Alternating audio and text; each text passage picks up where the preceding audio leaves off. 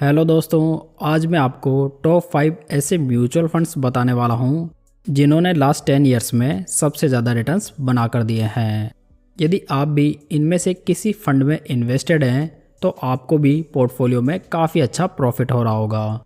लेकिन यदि आपके पोर्टफोलियो में इनमें से कोई सा भी फंड नहीं है तब भी आप इनमें से किसी फंड में इन्वेस्टमेंट के लिए फर्दर रिसर्च कर सकते हैं। दोस्तों, इस वीडियो में हम इन फंड्स की सिर्फ बेसिक डिटेल्स की बात करेंगे। यदि आपको किसी फंड का फुल रिव्यू देखना है तो आप चैनल की प्लेलिस्ट को चेकआउट कर सकते हैं। और हाँ, अभी तक आपने इस चैनल को यदि सब्सक्राइब नहीं किया है तो प्लीज़ इसे सब्सक्राइब जरूर कर लीजिएगा। तो वीडियो शुरू करते हैं और लिस्ट के 5th नंबर फंड की बात करते हैं, जो कि है कोटक स्मॉल कैप फंड। ये फंड लास्ट 10 ईयर्स में हाईएस्ट रिटर्न्स बनाने के मामले में 5th पोजीशन पर रहा है। इस फंड ने लास्ट 10 ईयर्स में 22.58% के एनुअलाइज रिटर्न्स बनाए हैं, लास्ट 5 ईयर्स में 32.08% के और लास्ट 1 ईयर में 48.43% के बढ़िया रिटर्न्स बना कर दिए हैं। यदि इस म्यूचुअल फंड में 10,000 रुपये की SIP 10 साल पहले शुरू की गई होती तो आज टोटल इन्वेस्टमेंट 12 लाख रुपए का होता, जिसकी करंट वैल्यू 44,59,129 रुपये होती। दोस्तों, यहाँ पर जो मैंने रैंकिंग दी है वो ओनली SIP रिटर्न्स को ध्यान में रखकर दी है। लमसम के मामले में रिटर्न्स थोड़े बहुत ऊपर नीचे ज़रूर हो सकते हैं। अगर इस फंड के लेटेस्ट AUM को देखें तो ये 15,283 करोड़ रुपीज़ हो चुका है, जबकि इसके डाइट प्लान का एक्सपेंस रेशियो 0.46% है। इस स्मॉल कैप फंड ने स्मॉल कैप कैटेगरी में लास्ट 10 ईयर्स में 3rd रैंक हासिल की है। चलिए नेक्स्ट बात करते हैं नंबर 4th फंड की, जो कि एक मिड कैप फंड है। मैं बात कर रहा हूँ Motilal Oswal mid cap fund की, जिसने लास्ट 10 ईयर्स में बहुत ही अच्छे रिटर्न्स बना कर दिए हैं। इस फंड के लास्ट 10 ईयर्स के रिटर्न्स 22.66% रहे हैं, लास्ट 5 ईयर्स के 32.75% और लास्ट 1 ईयर के रिटर्न्स 69.10% रहे हैं। यदि इस फंड में भी 10,000 रुपये की SIP 10 साल पहले शुरू की गई होती तो आज 12 लाख रुपए के निवेश की वैल्यू 46,09,728 रुपये होती।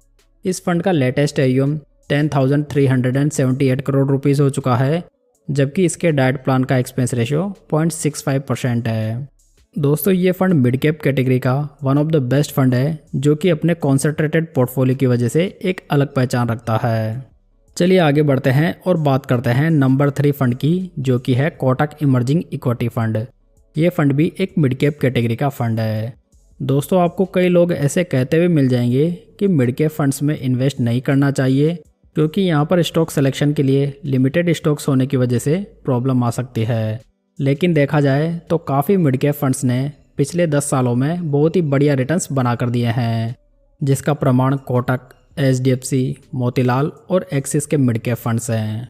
अगर कोटक इमर्जिंग इक्विटी फंड की बात करें तो इसने लास्ट 10 ईयर्स में 22.71% के रिटर्न्स बना कर दिए हैं, लास्ट 5 ईयर्स में 28.67% के और लास्ट 1 ईयर में 56.81% के रिटर्न्स डिलीवर किए हैं। यदि इस म्यूचुअल फंड में भी 10,000 की मंथली SIP 10 साल पहले स्टार्ट की गई होती तो आज 12 लाख रुपए के इन्वेस्टमेंट की करंट वैल्यू लगभग 42,39,652 रुपये होती। इस मिड कैप फंड का लेटेस्ट AUM 45,018 करोड़ रुपीज़ हो चुका है, जबकि इसके डाइट प्लान का एक्सपेंस रेशियो 0.38% है।